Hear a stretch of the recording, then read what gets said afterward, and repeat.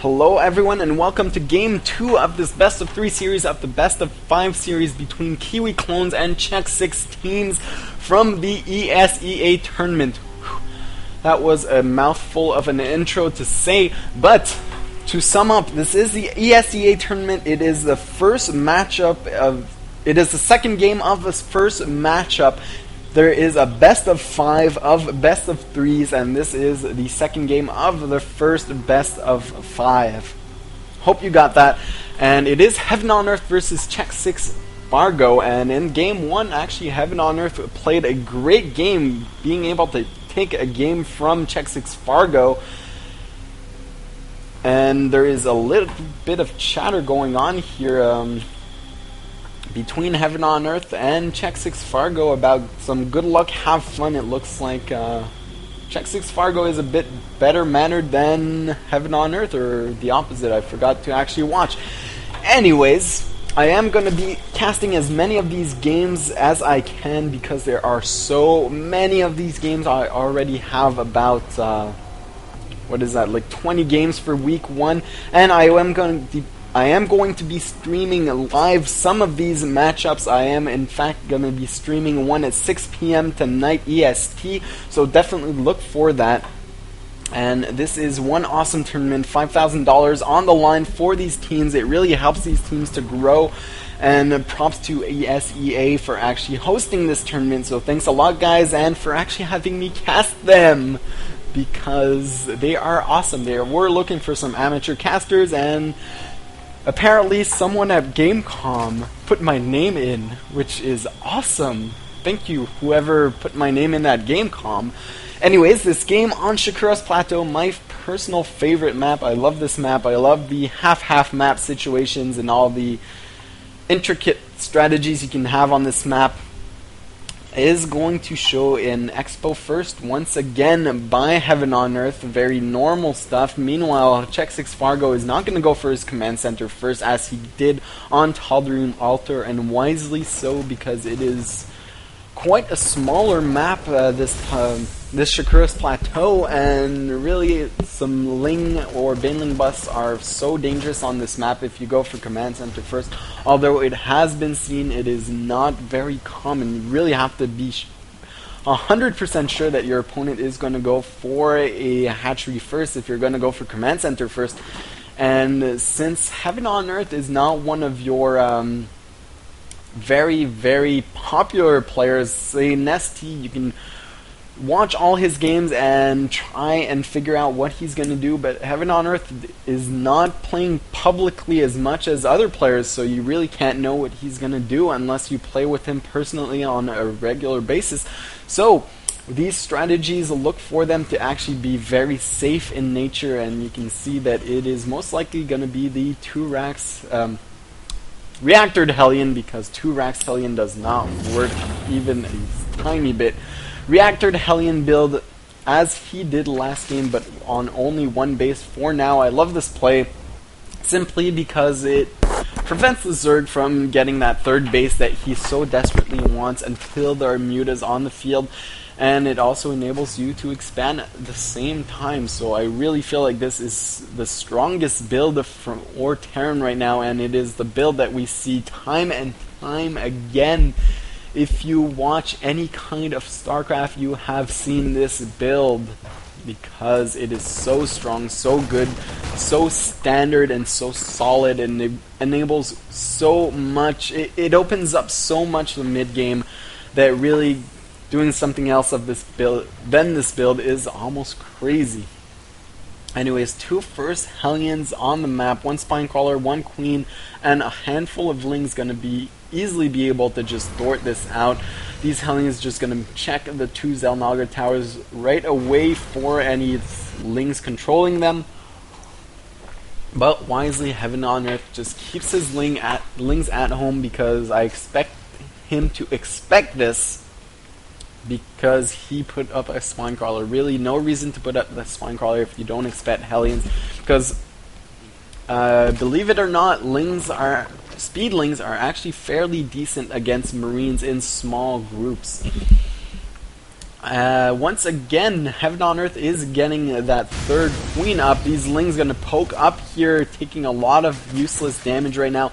And is he gonna go for a lot of Lings like last game, where he actually got a nice round last game on these Hellions, picked them almost all off, and decided not to go for third base right away after that. And looks like he is going for a very fast lair. Once again, gonna grab those mutas instead of getting early roaches just for map control, enabling him to double expand as he did last game. This Spinecrawler is going to move down, and are the Hellions going to try and take advantage of this? It does look like they are trying to get in position just to fry some Lings and move up inside the ramp, but great control by Heaven on Earth, being able to place that Spinecrawler without letting the Hellions run up the ramp. Meanwhile, the command center for xSixFargo is already up and running. These Lings actually snuck by, and I don't think they'll be able to do any kind of damage, but at least he can get a tiny bit of information, a few Marines and a few Hellions. Still, it is good to know that he is not producing Hellions from 2 factories right now, and that is actually a lot of information to gather, because I mean, if your opponent is going for pure Hellions off of 2 factories, that is so hard to hold off, even with Spinecrawlers. Now that you see some Marines, you can safely assume that he is not going to go mass mech in the late game, and it kind of narrows down the choices that your opponent can do. This Spinecrawler looks like he is going to reposition himself inside the main base.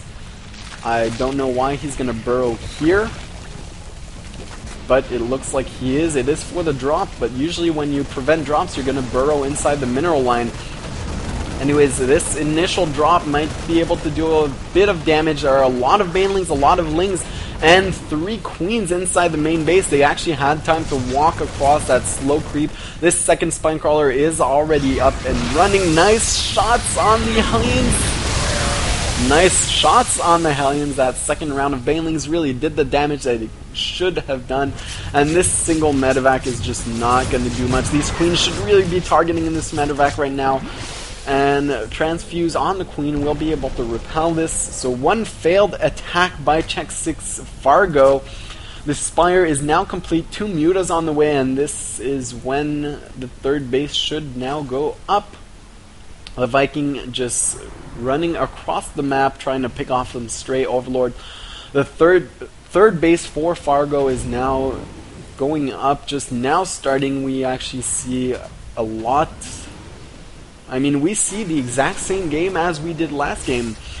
The same composition by Fargo. He really wants to make this work, and it should work, because that is just such a standard play. Same thing by Heaven on Earth, double expand as soon as his Spire is done. And really, guys, you're starting to look a bit predictable here. I really hope we can see some craziness out of this third game. But meanwhile, this single lone Muta is making his way into the main base of xSixFargo. I don't know what he expects to do. All alone, 1 Muta actually will take forever to kill even a single SCV. You can see it takes about 5 shots to kill a single SCV. Gonna at least deny this command center from finishing, so that is 1 small victory. Although I don't even think that Fargo would have lifted it off right now to the third base. He would have used it at least for mules. Small force here, gonna be able to deny the 4th base. I don't see Heaven on Earth actually saving this. He does not have enough mutas right now to take down a medevac full of Marines. He was able to force a cancel and then just lift off and run away. I love this play. Free damage is always something you want to take, and it is now 110 versus 112 supply for xSixFargo, and he is looking a lot better in this game than he was last game. I mean, for some reason, the last game, Heaven on Earth at this point had about a 20 supply lead, and that's really where you want to be as a Zerg player. Right now, he has not been able to take down the small group of units from that initial drop. He cleaned about half of that, and half of it made its way back home, and that is really the big difference between these two games, Fargo not losing his entire army when he's trying to push out. And you can see the difference here. It actually makes 53 to 64 harvesters. Of course, the Zerg player in the lead, but that just means that xSixFargo's army is that much stronger than Heaven on Earth. He is staying active with these lings. I would love to see these rocks go down while the lings aren't doing anything. Some creep going down, and this drop once again being annoying. This time it will easily be picked off though. These mutas should really be helping their friend, because right now he just lost 3, 2, and almost a third muta. Really not as effective as he could have been. He should have lost 0 mutas there. And finally, the third base is going up along with a lot of turrets for xSixFargo, and he really has done enough damage with these drops to just sit back, max out, and really he has to push this time when he is maxed out, and not when the Zerg player has just maxed out. Because that is when the Zerg is going to be strongest against the Terran army. When the Zerg has just maxed out, his army cannot grow, and that is the moment where the Terran army will actually be at a minimum. And last time what happened is that xSixFargo just moved out as soon as the Zerg was maxed instead of moving out when he was maxed. Now, nice counterattack here by Heaven on Earth, but he is going to be trapped inside the third base. If he can kill a lot of SCVs, it might be worth it. But these Banelings not hitting the SCVs as they should. These Marines going to just walk up here, clean the rest of this out. And you can see only 4 workers killed in that attack. Really not doing the damage that he needed to. Meanwhile, a small drop once again inside the main base. But he lost a lot of Lings and Banelings there for nothing. For basically 4 SCVs. Meanwhile, Fargo is being relentless with these drops, dropping the main base, dropping the 4th base, going to be able to pick off this queen if he focus fires it, and now he should try and lift off and run away before the Mutalist pack actually gets here. He does lift off, but it should get intercepted by the Mutalists. There they go, trying to chase away, dropping the Marines on the low ground, anticipating this interception. And not losing a single muta there. That was good, at least for Heaven on Earth. But it is now 162 to 142 supply. 3 base versus 4 base, and really this 4th base is not mining at all. It has been denied time and time again by these small drops.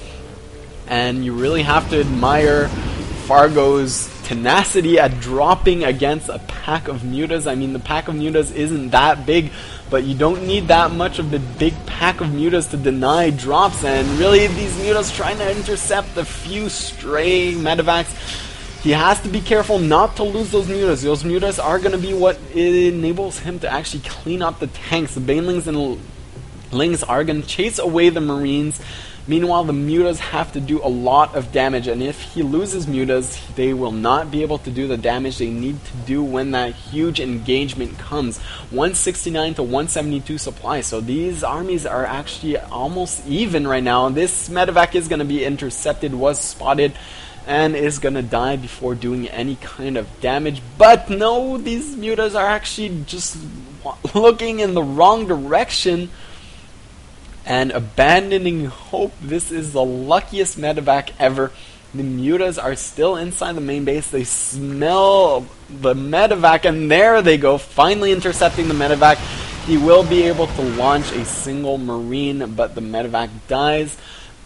And it is a small victory for Heaven on Earth, but still 178 to 176 supply. Despite losing that medevac, Fargo is still ahead on supply, and this is just not where you want to be as a Zerg player. Another small group of Marines still dropping inside the main base, keeping the Zerg occupied and preventing him from actually going to Hive Tech until just now. 18 minutes in, the Hive is almost done. But this small group of Lings trying to intercept some tanks, it might even not matter that much, because that is just so many Marines, 3 tanks for a lot of Lings, and now it is 156 to 181 supply. Heaven on Earth just produced a whole bunch of Lings, 60 Lings and 29 Banelings. Now this is going to be one great engagement in the center of the map as soon as they start engaging. I like Fargo's very slow push. He is pushing down the creep so that he can take control of the center of the map, as well as expand behind this, look for this or a command center to actually morph into transform into a planetary fortress at the 4th base. That is so many banelings.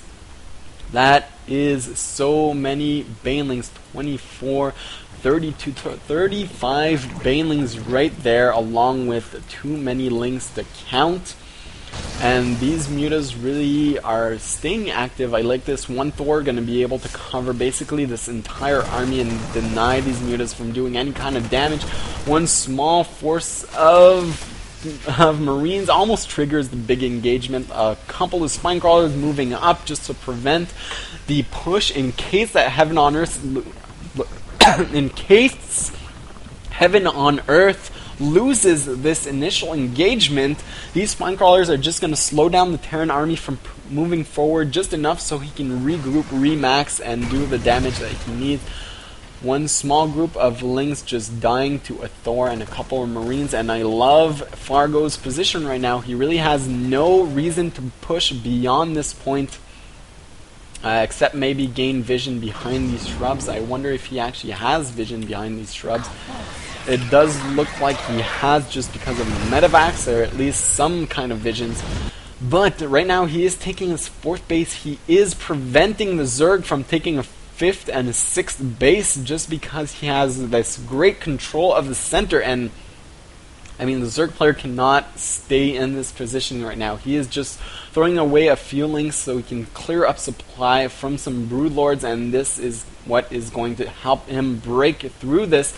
Are there any ghosts on the field? We are seeing Mobius Reactor being researched, but are there any ghosts right now? No. 88 Marines, 8 tanks, a single Thor, and 6 medevacs, but no ghosts. Ghosts are going to be so important right now. Not even a Viking right now to deal with these Broodlords, and this might actually be dangerous for xSixFargo. The Broodlords are moving forward. They are going to force all the tanks to unsiege, because that friendly fire on the Broodlings is just so important. A lot of small drops going inside the main and the 4th base. These Marines are actually going to be able to chase down a Broodlord. A nice fungal here, going to be able to clear the rest of this up, but a handful of Marines for a Broodlord is almost an even trade. I gotta admit, these Broodlords are so expensive. I love this planetary fortress in the center of the map. I mean, that will just force the Zerg to not go through here. I mean, you just cannot engage a planetary fortress with all this huge army. It will take so long to kill. It will take so many Banelings to actually kill. It looks like the Banelings are going to roll in here. And no, they decide to just back up. And this is wise. You really shouldn't engage this at this point. The Thor almost dying. It looks like he really wants to pick it off. He does manage to pick the Thor off. But this is such a strong position by xSixFargo. Finally, we hear the snipes. All these ghosts are going to start sniping away at the Broodlords. And, I mean, there are only 2 Broodlords left after all this. And the planetary fortress finishes. And really, xSixFargo is looking so good right now. You can just... I know I've said this time and time again, but you cannot engage straight up with a Terran sieged up in the middle of Shakura's Plateau. You either need to bust him before he can get this position or drop everywhere. Basically, reverse the role, use your Overlords to drop Banelings inside the main base, Nidus your way inside the main base, your expansion. I mean, you could just Nidus right here and swarm the 3rd base. You can drop the 2nd base at the same time, but you cannot engage this center section of the map, because a Terran player is just not bustable. And you can see now 174 to 172 supply. More Broodlords being morphed in, but with 10 ghosts on the field, that is not going to happen. These Broodlords are not going to do anything. Snipe has a huge range, it has huge damage, and it is instant. You can queue up about 10 snipes in a row and they all hit at the exact same time, and your Broodlords just evaporate. Now, ghosts in the late game Terran army are so good. I mean, a 45 damage and ignores armor on every single Zerg unit there is. I mean, I don't think that Heaven on Earth can even produce enough Broodlords. One nuke coming from xSixFargo, and we have seen almost everything at this point in this game. A nuke is so awesome just because it can force the Zerg player back and allow the Terran player to just slowly push up as they love to do. And I mean, I don't know what Heaven on Earth can do at this point. It looks like this is going to be his last ditch effort to bust through this position, but I really do not see it happening. These ghosts are just so good right now. They even have cloak. They could cloak up here and just snipe the Broodlords. One nuke going down. I wonder if Heaven on Earth actually spotted this. It does look like he did. He is going to back away. You know what? These ghosts are dangerously close to the nuke. Run away, little ghosts. You are going to die, and this nuke is just going to do nothing except maybe kill one SCV. That poor SCV was just being taunted by his friend. I mean, go ahead, little SCV. There's no nuke coming down.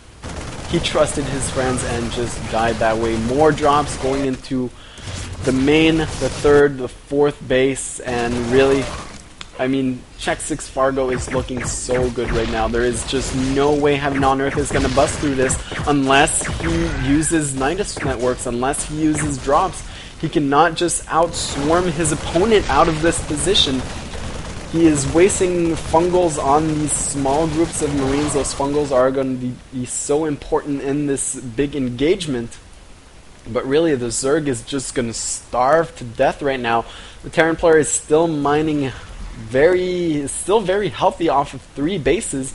The Zerg player is just mining off of 1, 2, and maybe 3 bases as well. But really, he needs to do something. He can't just keep throwing out his army inside at the middle of the map. These Broodlords are actually going to try and engage at the center of the map, but without the Infestors to fungal the Vikings, without nice EMPs on all the Infestors, and that was absolutely huge.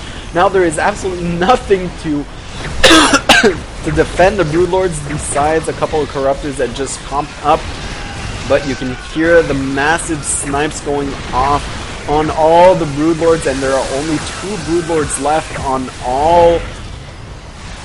what was that, like 10 Broodlords before, a couple of Ultralisks, a couple of Infestors, and a couple of Zerglings. But once again, Fargo defends this big engagement, and there is really nothing that Heaven on Earth can do right now.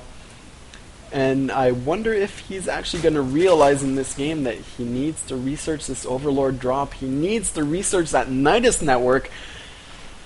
He is trying to get that 5th base. We are in a split map situation right now, but the longer this game goes on, the better xSixFargo's position is going to get, especially with these 2 planetary fortresses in the center of the map. The tanks on the high grounds are starting to shell away at the 3rd, 4th, 5th base.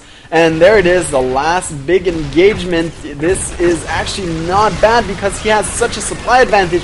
But these 2 planetary fortresses are going to do so much damage, along with all these snipes going down on the Ultras.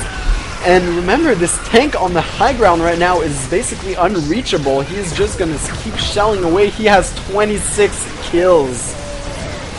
57 kills on this tank, 35 kills and 24 kills on the Planetary Fortress. These are really hero units, and this lone tank on the high ground survives. And once again, I mean, Heaven on Earth just threw away a whole bunch of units for not much. I mean, it was 190 supply to basically 154. Is now 138 to 158, and a nuke going down on this expansion. Did he actually manage to kill all those drones? No, they managed to run away. A second nuke coming down. Does he spot it? He does. He is trying to run those drones in a small little corner. I do think they are going to survive. Everything survives, even the ghost nuking himself. Gonna get healed up by the medevac. and really Heaven on Earth has to do something. 3 mutas spotting this 5th base by xSixFargo, but it is well defended by all these missile turrets. Another nuke going down on this 5th base. He does spot it, but eventually this hatchery is going to die. We are just going to look for this hatchery to die. There comes the nuke, and it is left with 78 HP. This ghost could just finish it off right now. He decides to re-nuke it instead. Small drop once again going down on the 6th base. This tank on the high ground is doing a lot of damage, and really this ultra link composition has not worked. He's trying to push something down the middle of the map that is just not breakable with these units. It's like having a line of 20 tanks. No matter how many lings you're going to throw at it, they're just not going to reach the tanks, and eventually he's going to starve to death. He is not mining from... He is only mining from his 3rd and 4th base, which are almost mined out right now. Meanwhile, finally, we see something happening. What was that? A Nidus network. Finally, a Nidus network from Heaven on Earth. Might this be the start of his comeback? This is what he needed to do to bust through the position. This orbital command is so low on health. It is going to go down. And the Ultra's just coming back here, or that single Ultra going back to the Nidus network. And this is what he needed to do. But about 15 minutes before this time of the game right now, right now Fargo took enough of a lead that he could just straight up push into the main base. He is getting another base at the Smiley Face, what used to be the Smiley Face expansion. These 2 gases used to be up here, and it used to make a nice little smiley face and a red clown nose on this base. I'm sad they actually changed that. I never noticed that they changed that on the new Shikuras before this sad moment. Oh well. 1 moment of silence for the clown face enables me to actually have a gulp of water, because this game has been going on for 33 minutes and 49 seconds.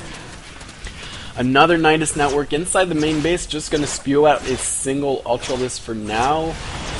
Meanwhile, a whole bunch of Marauders going to be able to just deny this, and a bit sloppy by Heaven on Earth, actually just spewing out a single Ultra. He could have just spewed out all these units and surrounded...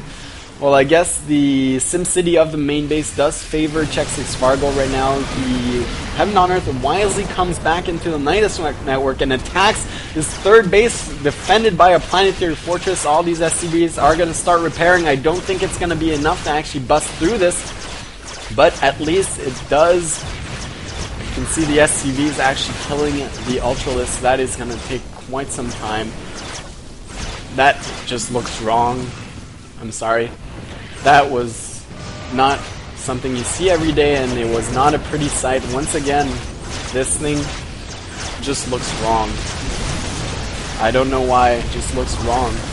And losing still a lot more Ultralisks. These Marauders are doing so much damage to the Ultras, and that was a few roasted drones from the nukes. And xSixFargo is slowly catching up, steadily catching up in supply. He has a huge bank of minerals and gas. I wonder why he's not just throwing down a million billion barracks. He is not producing off of half of them. And really, this is xSixFargo's game. It is 123 supply to 107. The Zerg is completely starved, and I guess Fargo just... Let's get that production tab up. He just produced 6 ghosts. And these ghosts are in the late game so powerful. It is free damage against basically energy which regens over time. So xSixFargo, if he keeps these ghosts up in the late game, he is basically going to have infinity damage. As the game goes on, he is sniping the infestors, he is sniping the corruptors, One ghost dying, saying never say die, yet something is fishy about that catchphrase. More nukes going down everywhere. Where is that nuke? I am missing that nuke. There it is in the center of the map. Gonna be able to kill these infestors if they are not careful. Are they actually in range? No, they are not in range. So a bit lucky or great by Heaven on Earth. I don't even know if he spotted that, but there he goes. GG's. He knows he is dead in this game. So it is now tied up. We are going into game 3. So watch for that, guys. That was one amazing game 2.